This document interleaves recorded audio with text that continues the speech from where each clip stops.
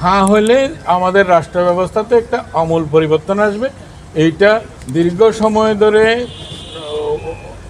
এই ঐকমত্য কমিশনের সাথে আমাদের রাজনৈতিক দলগুলো বসে একটা জুলাই সনদ সাইন করেছে, স্বাক্ষর হয়েছে। তারই নিরিখে হ্যাঁ না ভোটটা অপরিহার্য হয়ে আছে। যেহেতু এই সরকার সংস্কারের জন্য আসছে, সংস্কার একটা এই সরকারের ম্যান্ডেট, সংস্কারের অংশ হিসাবে এই হ্যাঁ না ভোটটা অনিবার্য হয়েছে, যাতে আমাদের এখানে যেন আগের মতো কোনো স্বৈরাচারী সরকার যেন জাতির কাঁধের উপরে চেপে বসতে না পারে, মানুষকে গুম করতে না পারে, হত্যা করতে না পারে প্রকাশ্যের রাস্তায়।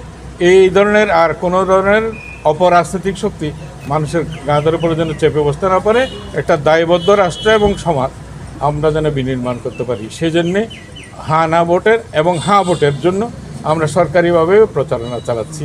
এটা গণভোটের প্রচারণাগুলো কিভাবে হচ্ছে সেইগুলোর জন্য একটা দিক নির্দেশনা দেওয়ার জন্য এখানে আমি আসছি। আর দীর্ঘ সময় ধরে স্থানীয় প্রশাসনের সাথে আমরা কথা বললাম, এরা অনেক আত্মবিশ্বাসী। আমাদের একটা উৎসবমুখর নির্বাচন আগামী দিনে আসছে, সেই নির্বাচন সুষ্ঠুভাবে সম্পন্ন করার জন্য তাদের প্রস্তুতিতে আমরা সন্তুষ্ট।